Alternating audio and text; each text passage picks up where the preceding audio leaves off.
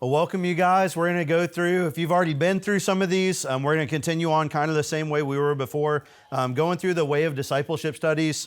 That's this book. If you guys have not been through this book before with somebody, raise your hand. Not to shame anybody, just if you're unfamiliar with it. All right, so almost everybody's pretty familiar with it. We got a couple that are learning it for the first time. But basically, the idea behind them is to take someone through what it looks like to become a disciple.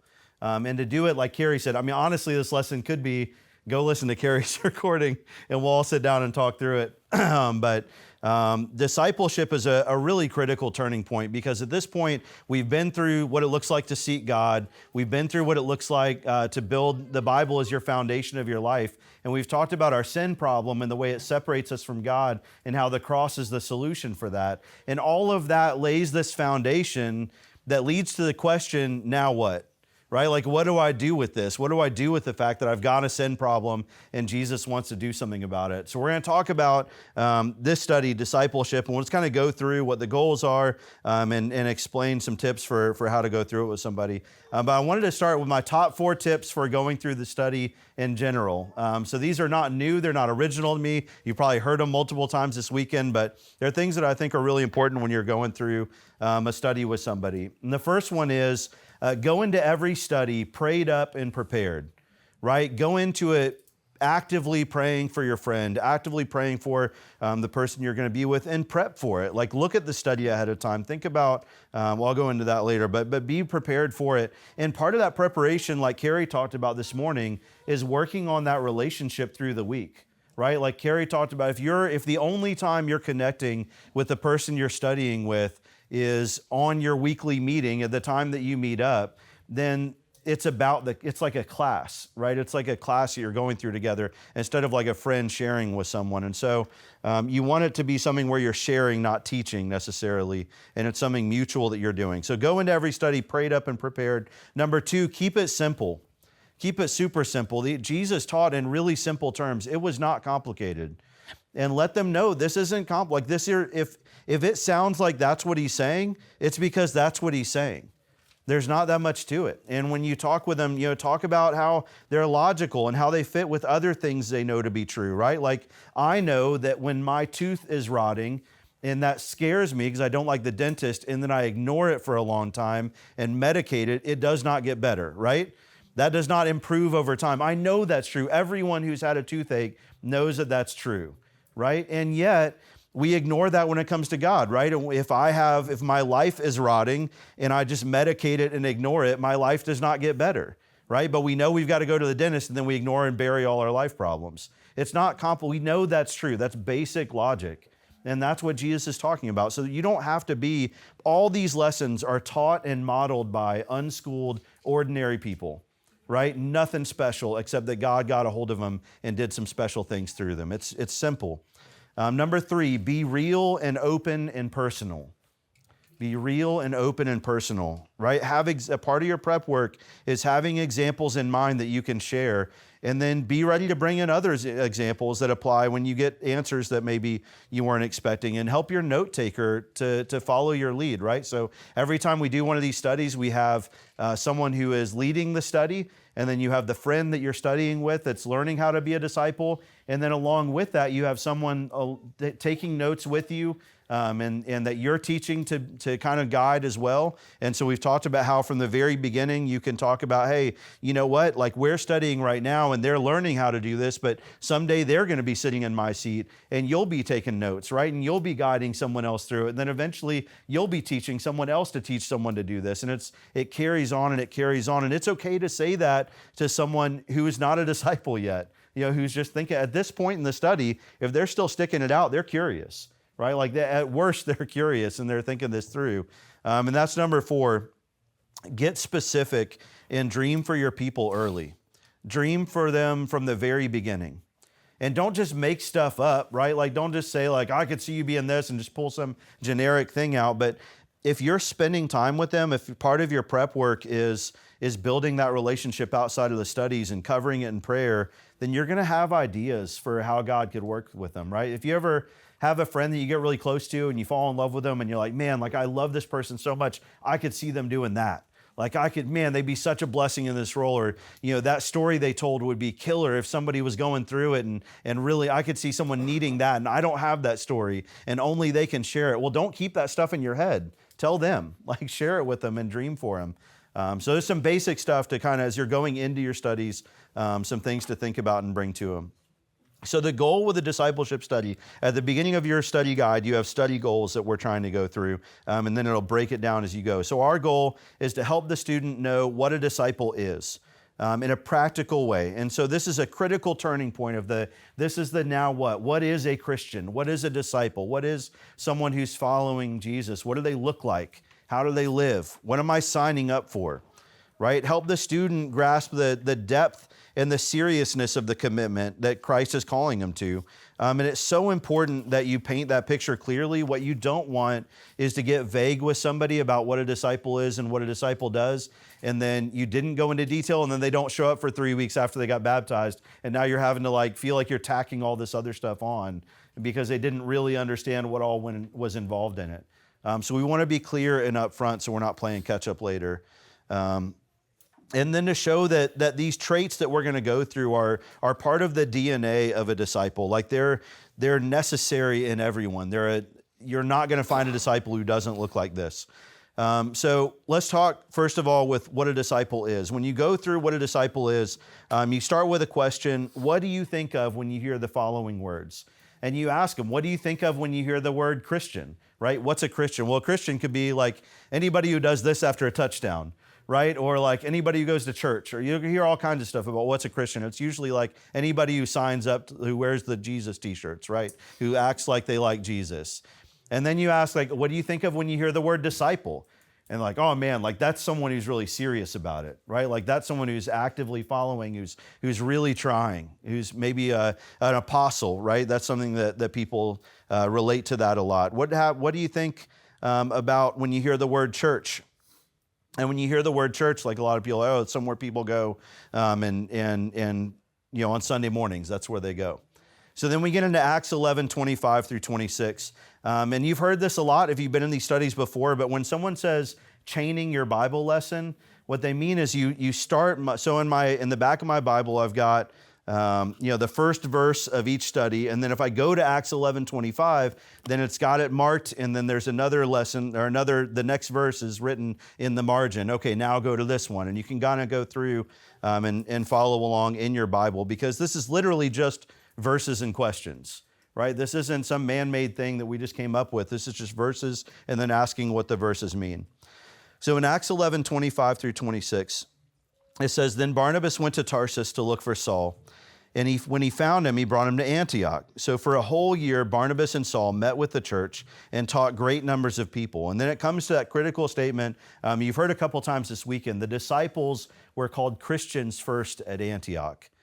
And so that's significant, not just because the apostles or the believers there were living like little Christs, and that's true, but disciple and Christian were never supposed to be two different things. And so when we live in a culture where Christian is just like anybody who wears the t-shirt or crosses themselves, right? Or anybody who says they like Jesus, and that a disciple is someone really serious, then we've gotten off base a little bit, right? That they're all supposed to be the same thing. And so when you're walking someone through it, when we say what does it mean to be a Christian? Well, everything we talk about with the disciple, which is used way more often, is going to relate. That's what you're going to be signing up for. Right? And we go through and, it's funny when you ask people that don't come from a church background, how many times do you think the word Christian is in the Bible? They're going to be like, it's got to be 100, right? That's what the whole thing's about. And you tell them, no, it's only in there 3 times, maybe 2, maybe 3, depending on which translation you're looking at. And you ask how many times is the word disciple in there? I don't know, between 3 and 100. And it's 120 times. That's Jesus' favorite word for a follower of his. And so when you realize those are the same thing, that all Christians are supposed to be serious about what they're doing. When you were living in a culture where following Jesus could get you fed to lions, there weren't a lot of nominal Christians, right? There weren't a lot of people wearing Jesus t-shirts on the street because it helped them get a job or it made them look more, friendly. No, it was you were taking your life in your hands. You were potentially getting disowned by your family. Well, now we're in a situation where it's the opposite. You could put a little fish on your business and you might get more business. You can play Christian music in your lobby and you might get more Google reviews. Like it's easy, it's palatable to be a Christian. And so we're breaking through some of that and redefining some of that. And then if you set up an environment where you can be a Christian without any cost or real commitment, then a lot of people are going to do that because that's a lot easier than doing it Jesus' way. And so we live in a culture where everybody's seeing people who live that way, and we're breaking through that and starting something different. And then church is the people that make up, the disciples of Christ. It's not a place you go to, and so you're redefining that as well. It's the people of God. So let's talk about what a disciple is. And we go to the next verse, which is Luke 6:40. And it says a student or disciple. It's the same word in the Greek. So when you see student and disciple, that's actually the same word. They just use the different ones in the translation where they think it'll fit best. A disciple, a student, is not above his teacher, but everyone who is fully trained will be like his teacher. Now, how many of you guys went to public school? How many of you went to traditional classroom setting, right? So traditional classroom setting, I am not trying to be like my teacher, right? I had a lot of teachers I actively did not want to be like, right? I had one, their building was about to be torn down and he would smoke out the back while he's teaching us. And then when the administration came by, he'd throw it away real quick. No, I'm good. He was a great history teacher. I didn't want to be like him. He was a mess, right? And so the goal is not to be like your teacher. The goal is information transfer, right? You sit in a room and then you acquire the information and then you use the information. And then if you're like me, you purge it immediately to make room for more information, right? You cram and you purge and that's it. And that's not the way Jesus did things. Jesus didn't gather a bunch of people and say, hey, come listen to me for 3 years, right? When he wanted someone to be with him, what did he say? Follow me. Follow me. And then along the way, deny yourself. And he taught them all these other things, but they learned that not because he told them, but because he told them and then showed them. And so a student, think instead of a classroom setting, think about the word like apprentice, right? Or mentoring, where you're spending time with them and you're trying to become like your mentor. The mentors in my life, I choose people that I want to be like. I want to have marriages like theirs. I want to have lives like theirs and the reputation they have and the impact they have. I don't want to just learn the information they have. I want to be like them. And so when you think about the difference between a lectureship and an internship or a mentorship, it's a completely different dynamic. And so when you go through these, all these things that a disciple is, and more than anything else, they're a teacher or a student rather. And the point that we want to make here is this is from the very beginning. This isn't something you have to work up to. You're a disciple from the start.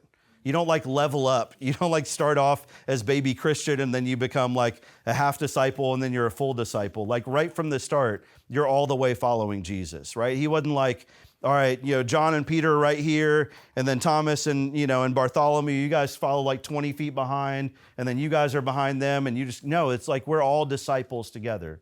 We're all serious about this together and following Jesus together. So that's what a disciple is someone who's striving to become like his teacher, not just to get the information, but to be like his teacher and to become more and more like Jesus. So let's go on to what a disciple does.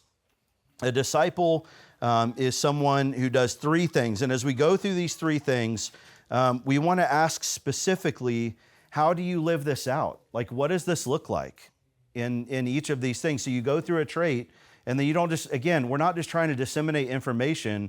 We're trying to bring about transformation. We're trying to bring about something lasting. So trait 1 is a disciple holds to the teachings of Jesus. A disciple holds to the teachings of Jesus. And again, we didn't just make this up. We didn't say, hey, I think a disciple should be like this. We go off Scripture. So what does Jesus say in John 8:31? If you hold to my teachings, you are really my disciples. Remember when I said this was simple? Right? How do you know what a disciple does? What does that mean to you? Right? There's not 8 different ways to take that statement, right? If you hold to my teachings, you are my disciple. If you don't hold to my teachings, you are not my disciple, right? This is real simple math, right? This is not complicated. What does it mean to hold to Jesus' teachings? What do you guys think? What are some examples of how you hold to his teachings? What's that? You're living You live them out. Absolutely. That's the main one for sure. What else does it look like to hold to his teachings? Think about holding on to something. What does it look like to hold on to his teachings? You keep it with you. Absolutely. I don't just leave it behind, right? If you don't say I'm holding on to my water bottle if you left it back at home, right? You keep it with you. Carry it around, his teachings around everywhere. Absolutely. What else? Yeah, it's visible to others, right? 100%, right? If I'm holding to my teachings, his teachings, other people are going to see that. What happens if someone tries to take it away from you? They won't, right? If you're holding on, right? No, you can't, they're not going to get it from you, right? So if I'm holding, all of those things are true. And when you're talking with someone, that's what they're going to talk about. Like if you had a death grip on something, what would that look like, right? If you were holding on for dear life, what would that look like? I think about in relationship, what does it look like to hold on to a relationship, right? In my marriage, when, we don't always act the best to each other. And there's times where it gets really hard and we're going to hold on to our vows. We're going to hold on to each other. And that means that when I feel like running away, when I feel like yelling and slamming the door, I don't do that. I'm holding on. I'm hanging on to what we've got. And I'm not going to let that go because it's important, because it's something that I've committed to and that's a blessing in my life. And so then you ask the question, can you hold to a teaching if you don't know it? Well, that's pretty simple. No, you can't hold to a teaching that you don't know. So we've got to stay with it and make sure we're staying in the Word and preparing ourselves for being in the world and living it out, like you said. And then can you know a teaching and not hold to it? Well, absolutely. I know all kinds of things. Do you have any idea how many diet plans I've read in my life? Right? I know 18 different ways to lose weight. I am doing none of them, right? But I'm familiar with them. I know I could teach them, right? I know I couldn't model them, but I could teach them. Right? And so it's very possible to know teachings and not hold to them. And that's important to recognize. When you say when the world's number one problem with Christians is that they are hypocrites, right? That's not new. We know that. We know that you can know a teaching and not hold to it. It shouldn't be a surprise to anyone that you see that in the church like you see it anywhere else. Acts 2:42 says they devoted themselves to the apostles' teachings. Right? They were all about it. They stayed with it. Now, in Acts 2:42, anyone who knows their Bible, how long have the people in Acts 2:42 been Christians? 10 minutes, right? It's right after, right? A day maybe, right? A couple days after. These people that are holding on tight to Christ's teachings are doing it literally from day one, right? This is something we do from the start. In 1 John 2:3-6, it says, we know that we have come to know him if we obey his commands, right? If we live them out, not just if we know him, but if we hold on to him and live him out. The man who says, I know him, but doesn't do what he commands is a liar, and the truth is not in him. But if anyone obeys his word, God's love is truly made complete in him. This is how we know we are in him. Whoever claims to live in him must walk as Jesus did. So if you are not walking like Jesus did, can you claim to be in him? It's pretty easy. It's pretty straightforward. So we know that we're his if we hold to his teachings. Now, you can do two things at this point. You can either say, okay, point two, and you just hope they get it, or you can stop for a second and say, what would it look like for you to hold on to his teachings, right? Not like you in general, right? Not Rennie. What would it look like for Rennie to hold on to his teachings? Sometimes you hear a lesson, you're like, oh, I can't wait for that guy to hear that lesson, right? And that's an easy deflection point of no, you needed to hear that lesson, right? What would it look like for you to do something different that would hold on to his teachings? And so I'll give a personal example, right? I'll give them a minute to think it through. When you ask someone a question like that, they got to process. That's one thing I really had to learn. Don't jump in. Let it be uncomfortable for 30 seconds and let them think. If I've never been to church and someone asks me, what does it look like to hold on to his teachings? I need more than 30 seconds to process that and come up with an answer. So don't jump to their rescue right away. Let them think it through. Give them some room to process it. And then share your own example and be real with it, right? When God's word becoming my source of truth was one of the most important changes in my whole life. When that became my foundation, when I started holding on to his teachings, I thought every day I looked in the mirror, I thought something different about myself. right? There were days where I was okay with myself, and there were a few of those. There were a lot more days where I looked in the mirror and I thought I was trash, where I thought about all the things. Anybody else have a highlight reel of the worst things they've done in the last 6 months that just plays over and over again? I'm really good at it. I am not, my church knows this, I'm not a very creative person. I can't play an instrument. I'm not an artist. Like, there are not a lot of things that I am creative in, but I am really good at coming up with worst case scenarios and highlight reels of my failures. I am a genius at that stuff. And so that was what I lived in for so long. I would sit in my room and I would think about what a loser I am. And I needed someone to come in and redefine who I am. I needed someone to come in and say, that's not what I call you, and my authority wins, that you're my son, that I have great things in mind for you. When someone read the story of Gideon for the first time to me, and they said, this hero was a coward. And I'm like, well, shoot, I'm a coward. I could do that. Like, there's something, he's not done with me just because I've wimped out of every fight I've ever been in. And there was a new foundation for me to stand on. And that set me free. That let me grow. You know, it brought this stability. And when I thought, I didn't know what the point of my life was. You know, there was a really dark time where I got to where I'm like, I don't see any compelling reason for me to wake up tomorrow. I don't see any reason why this world would be different if I was here the next day. And that's a slippery slope, right? That's not a place you want to live in for very long. And it took someone coming at the right time and saying, there is a purpose for your life. You know, there's something you can stand behind. And I've gotten to wake up every day without any doubt on why I'm there, why I'm at work, why I'm with my family, why I get to talk to that person that day. I have no doubts at all about that. And that's a different way to live. And when you start sharing that with people, that there's one thing to say, a disciple holds to Jesus' teachings, point 2, right? And there's a difference between saying that and then saying, this is what holding on to Jesus' teachings did to me. It changed my whole life. I'm different now, and my kids are different now, and my wife is different now, and my family's different now, and the people that I get to interact with are different now because of that. All right, so we've got to make it personal, and we've got to make it real. Trait 2, a disciple loves one another. Again, this is straight out of Scripture. And it's not like, man, if you parse this verse this way and look at 6 different translations, you might get this point. It's right there in black and white. In John 13, 34 and 35. And now I give you a new command, love one another. As I have loved you, so you must love one another.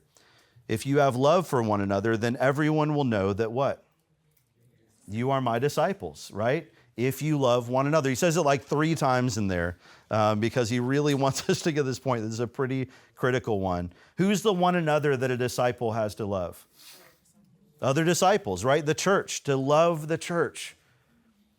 And now that, again, is something we're having to break through. And I'm not just talking about loving being at church. There's a lot of people that love to be at church, right? Who go and there are so many churches with tens of thousands of people that you can go to where you can go and have an experience, right? And you can go and it's just you and God and then you leave and that's it. And we've got this culture of like, Robert talked about this in a sermon a little while back. The typical American church experience is I park and then I walk in and someone gives me a greeting.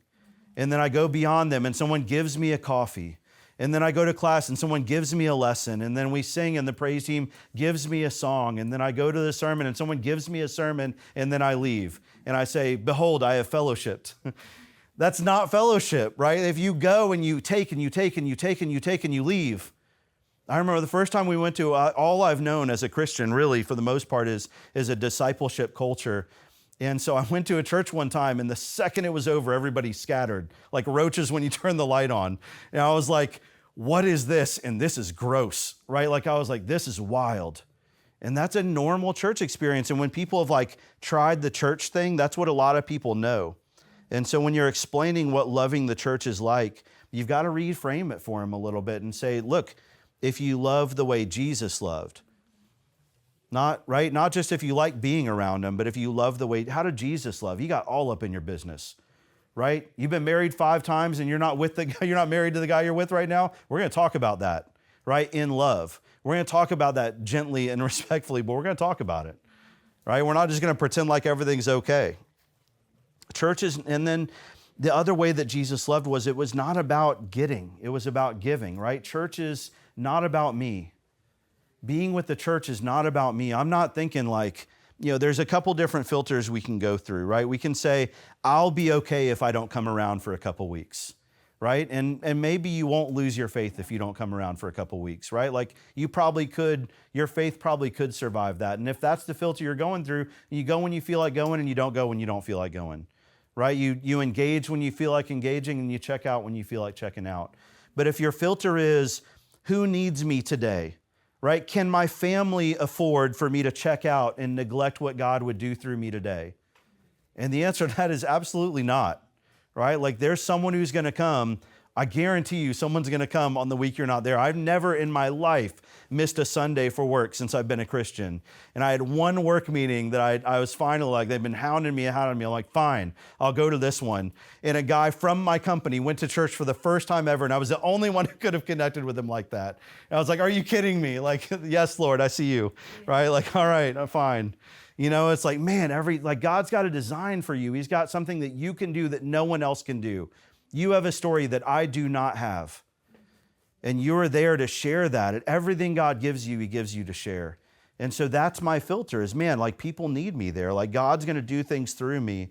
And listen, I couldn't have believed that all these build on each other, right? Unless I'm holding you to His teachings, there is no one who could have convinced me that I'm essential for anything, right? I did not feel essential. My dream was to work in the background and have no one bother me, right? That was my life ambition. And then God brought me, He's like, all right, we're going to do some stuff, right? This is not for you. You can work in the background. You can work behind the scenes, but you're not going to live your whole life back there. We're going to do some things together. It's not just saying, can I get away with it? It's saying, what can God do through me in here? Walking in with my eyes open, ready and expecting God to do something through me, ready and expecting God to bring someone around. Man, there's people that I don't know how long God worked on that guy before he came in, right? But that could have ruined like 6 months of work. Like God could have done like a car wreck, a marital dispute, there's a TV show he heard some compelling message on. Like God could have done 7 different things to get him in, and he came back around and it worked out. But man, it's like, God, you don't know how much God has done to put you in somebody's path because you are dangerous. You are so dangerous to what Satan's trying to do. You have got something to share that is so powerful as a disciple, and he's just waiting for you to do it. And then we can ask someone, all right, let's get practical. If a disciple loves one another, what would stop me from loving one another? Not what would stop Chase, not what would stop Mike, what would stop me and my life specifically? Not this general answer of like, oh, it could rain one day and my tire could go flat. No, like what in my life specifically would stop me from actively loving other disciples the way that Jesus loved his disciples? And then I'll give them some time and then I'll answer. I used to isolate. I used to ghost people before ghosting was a thing. I ghosted before it was cool, right? Like, when I was anxious or stressed or depressed, that was my default. You didn't get a text back from me. You didn't get a call back from me. You didn't see me for a couple weeks, right? That was my default setting because when I'm already beating myself up, the last thing I need is you piling on. You guys ever been there? Right? By the time you come and correct me, I've been railing on myself for months, right? Like you're late to the party, right? And so that's how I felt. And then, it took, first of all, any other recovering isolators in here? Right? Like I know I'm not alone in that. That's most of the room, right? And somehow I produced Kaylee, who's the Little Mermaid, right? She just wakes up saying, I want to be where the people are, right? Like, that's not me. I don't know where I'm blessed by her and she challenges me with it. But like God taught me that the times when I most want to be alone and avoid you guys is the time that I need you the most. And that is so gross, right? Like, I don't want to hear that, but it's so true and it's so necessary. And again, like not complicated stuff, right? Anyone in here who's tried the isolation thing, how'd that go for you, right? Not great. Me in a bad space, isolated with no other voice in the room does not improve things, right? I need another voice in the room. I need someone else to come in and tell me something true. Tell me something real. And then other people need that too. And so, and then the other thing that's cool is like, God talks all the time about you'll comfort people with the comfort you've received. right? There's nothing better for someone who isolates than to watch someone else who was an isolator come in and say, listen, I didn't want to be here 6 months ago, but these people kept dragging me back, right? And now I'm here and I'm better for it. Like, you can do it too, right? I love how flawed everyone in the Bible is, because you look at them and you're like, man, that guy was screwed up, right? And there's hope for me too, right? Like, I was a mess. And still am sometimes, and I'm here, and we're doing this thing. Me and Jesus are doing this thing, and me and Jesus and his people are doing this thing, and let's do it together. There's hope in that. If you come in and you're like, I have never struggled with that ever, I hope that works out for you. That is so depressing, right? Like, I need someone like that. I've got a story that, frankly, Kaylee doesn't have, and then Kaylee's got stories that I don't have, and we need that. We need to be around each other. So we need to love people the way, and specifically love other disciples the way that Jesus loved them. In Acts 2:44, it says, all the believers were together and had everything in common. Selling their possessions and goods, they gave to anyone whose they had need. Every day they continued to meet together in the temple courts, and they broke bread in their homes, and they ate together. Right? Look at the things and walk them through. Like, does that look like going to a church service where you just have an experience and leave? No, they're together every day. They're sharing with each other. They're sacrificing for each other. Right? If you go to our church and you go out to lunch, we're going to drag you to lunch, right? You're going to come to lunch unless you run away the other direction, right? And if you have money, that's great. And if you don't have money, you're still going to eat, right? I guarantee it, right? We're going to make it work. Like, you're going to share with each other. You're going to be there for each other.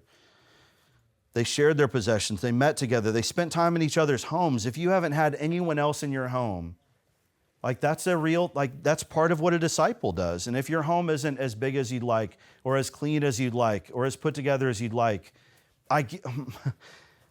anyone who knows Acts 2, these people were not in ideal situations, right? A lot of the people had come in from out of town. They were way over long house guests, right? If you guys were at family vacation in January, we got snowed out at our venue, and the church here took on 300 college students out of nowhere, and we're in basements and we're piled up. I think one house had 25 people in it, just sleeping on air mattresses in an unfinished basement, right? It was that's amazing, right? And then we got to go home and we got to tell that story, and we got to share with people we just made it work. Right? It wasn't ideal. And then people, if everyone there was man, look, my basement's unfinished. It's half done. I'm really embarrassed about it. I've been working on it for 5 years. I don't really want anyone to know that. Then those 20 people wouldn't have had anywhere to stay, and they wouldn't have had all the amazing experiences they had on that trip. But they got over themselves long enough to say, you know what? God gave me the house. I'm here. It's not exactly how I'd have it look, but Jesus can use it. And my life is the same way, right? If my life isn't as pretty or as expansive or as generous as I would like it to be, it's still worth sharing. Jesus still gave it to you, and he can use it, and we've got to share it. In 1 John 3:16 and 18, it says, this is how we know what love is. This is our definition of love. Christ Jesus laid down his life for us, and we ought to lay down our lives for our brothers. If anyone has material possessions and sees his brother in need but has no pity on him, how can the love of God be in him? Dear children, let us not love with words or tongue, but with actions and in truth. And I would challenge you guys, by the time you get to this study, I would say your friends should have seen that already. They should have something they can point back to and be like, oh man, that's right. You left your family for me for the last 4 weeks. Right? You could have been playing with your kids. You could have been going off and doing your own thing. You could have binged a whole season by now of whatever, right? And you chose to be with me. You've sacrificed. Remember, man, we went out to dinner. You already paid for me, and I know you were tight, right? You were, hopefully at this point when you're spending time, if all you've done is just gone through 4 classes with them, then they're not going to get it like they're going to get it if you're spending time with them and investing in them and caring for them, sharing personal things with them. So before we move on to the next point, we need to say, okay, what does loving one another look like? And don't let them say I go to church. No, what for you, what does that look like? What could you bring to the table and love other disciples in a different way?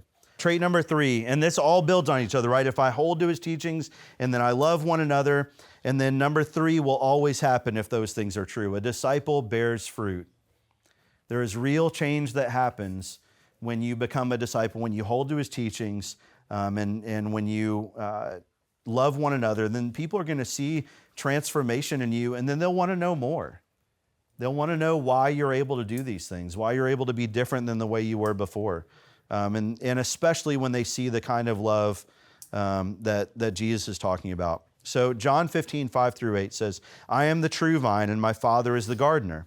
He cuts off every branch in me that bears no fruit, while every branch that does bear fruit, he prunes so that it will be even more fruitful. So his goal for us is growth. From the very beginning, his goal is growth, not to sit here and do nothing, but to continue to grow in our relationship with him. It says, you are already clean because of the word I have spoken to you. Remain in me, and I will remain in you. No branch can bear fruit by itself. It must remain in the vine. Neither can you bear fruit unless you remain in me. I am the vine, you are the branches. If a man remains in me and I in him, he will bear much fruit. Apart from me, apart from me, you can do nothing. If anyone does not remain in me, he's like a branch that is thrown away and withers. Such branches are picked up, thrown into the fire, and burned. This is to my Father's glory, that you bear much fruit. Doing what? Showing yourselves to be my disciples, right? What does a disciple do? How do you know? They bear fruit. When you had a teacher come around in town and they're talking about Jesus, what did Paul say?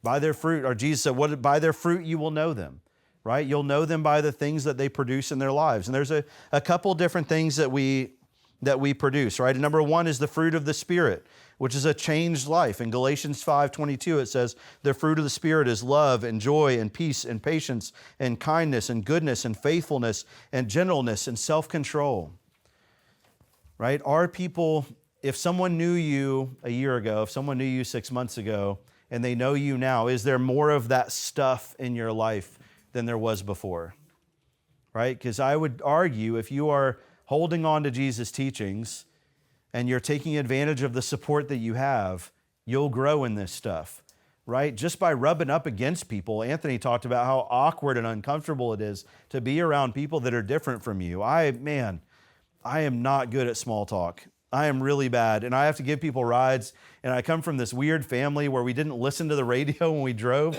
so I don't listen to the radio when I drive, and people are like pretty sure I'm a serial killer because we're just like driving for 20 minutes and I'm not saying anything and there's nothing playing, and that is so scary for people in this culture, right, where we live off Facebook reels and 15-second attention span. And they're just sitting there, it's terrifying. And I'm like, in my brain, I am screaming, be more interesting. And I can't do it. And then the more I scream that, the more afraid I am to say something dumb. And it's just this horrible cycle. I don't know if anybody's been there, but but I have something to offer, and people will see that. And just the fact, I can't tell you how many people I have left the car thinking they are never coming back. And then they'll say later, man, it really meant a lot you gave me that ride. And sometimes they'll even say it was super weird, but I really meant a lot, and I met a lot of cool people because you got me there. And so I survived the ride, and then I got to the good stuff. And I'm like, awesome, go Jesus, right? We need each other. And so we need that. And we have so much to offer, and you will be more patient with people after surviving things like that with them. Right? If you go on this trip and you get an Airbnb together and someone snores and someone ate your leftovers and like all this stuff, like you're going to grow in your self-control and your gentleness, or you'll kill each other, right? But one way or another, right? If you stay together and you stick it out, you're going to grow in all these things that you're expected to produce. And then when you produce that fruit, you get the other kind of fruit. And this always comes along with it. And that's the fruit of reproduction, right? Of making more like you. And if you love like Jesus did, you will not be okay with leaving people where they're at, right? I love my kids, and I want to see them grow. And when you have a kid that's not developing, there's a term for that, right? It's called failure to thrive. And it is concerning when a 3-year-old is still doing the same things at 5, right? You have concerns about that because you want more for them. You want to help them get more freedom and more understanding and more, functionality in this world. I don't want my kid to go out in the world helpless and confused and unprepared and not fit. The kind of love I have for my kids like that is how you learn to feel about other people. When you go to someone at work and you're like, I don't say this out loud, but you're just thinking like, you don't know how to function in this world, right? Like you're telling me stuff that you haven't told your husband, right? You're telling me stuff that you don't tell anybody. You're like, who am I? Like, you need more support. You got to meet this guy, right? Like, you got to meet Chris. You got to meet Mike. You got to meet, like, I know people that you need to meet, that are going to help you through some of this stuff. And I love you too much to leave you there. And so I'm going to strive to show you that love by bringing you around and trying to convince you that there's something more, right? And part of that's the study. And you can tell them, like, that's why we're doing this.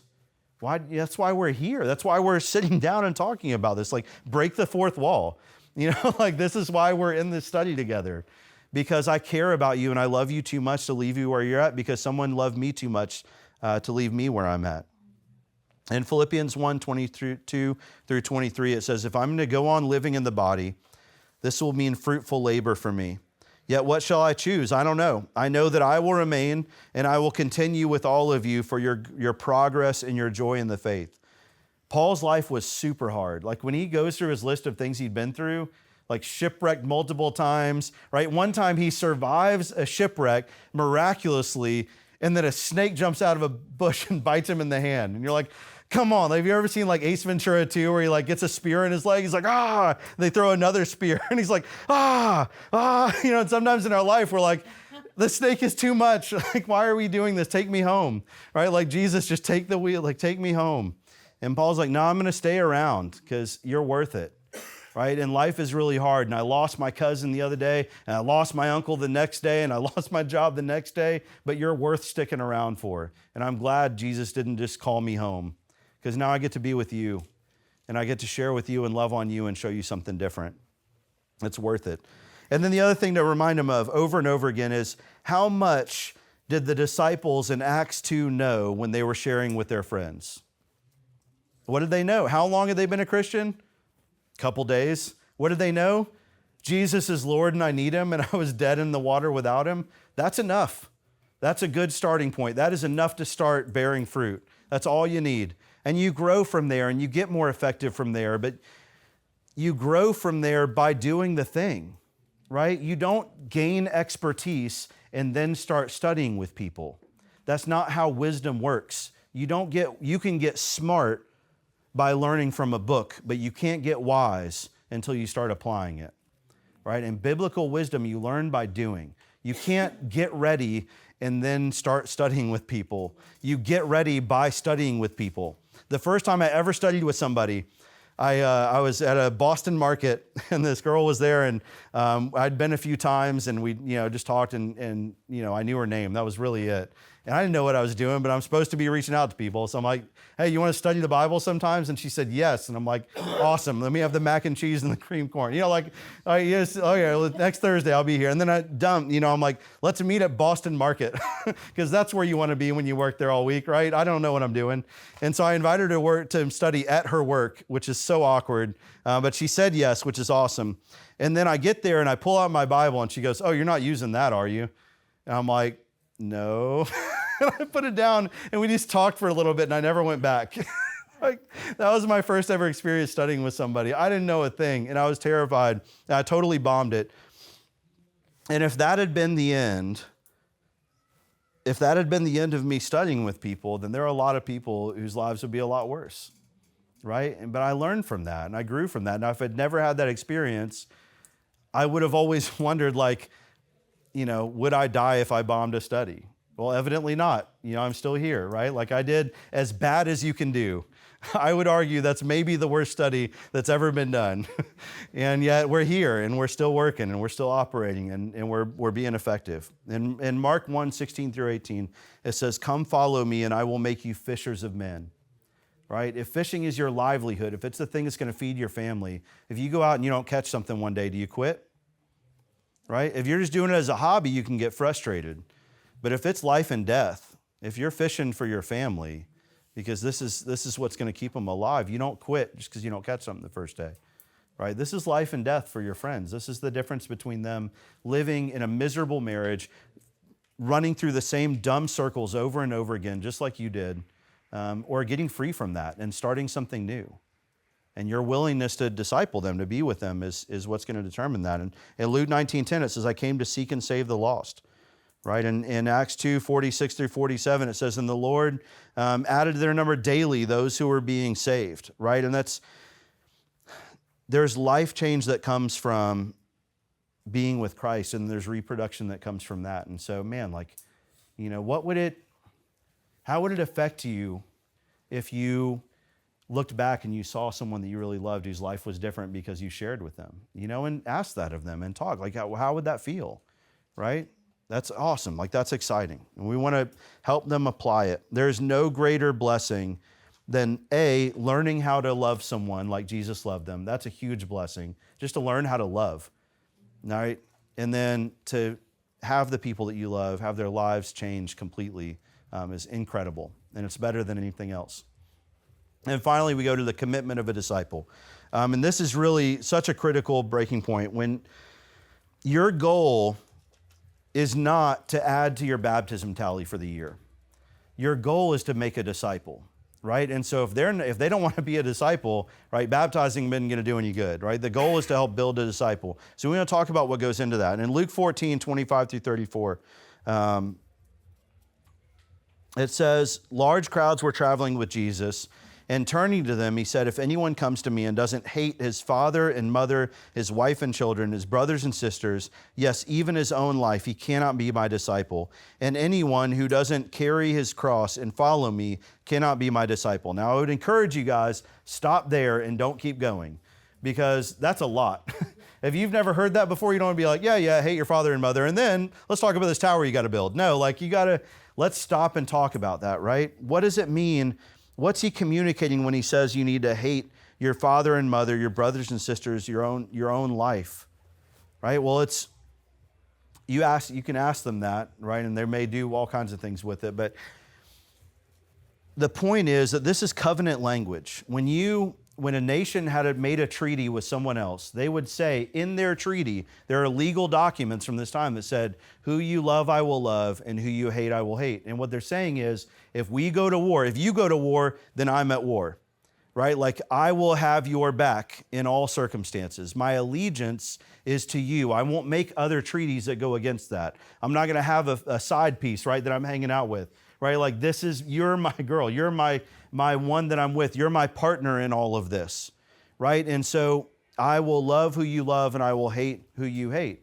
And what we're saying to Jesus is, if we go to war, if there's something where they're calling for my allegiance and you're calling for my allegiance, my loyalty is to you every time, right? If my wife says, we need to stop doing this church thing, if my wife says, I'm tired of you always being around them, then they come first, like God comes first. And that's really hard.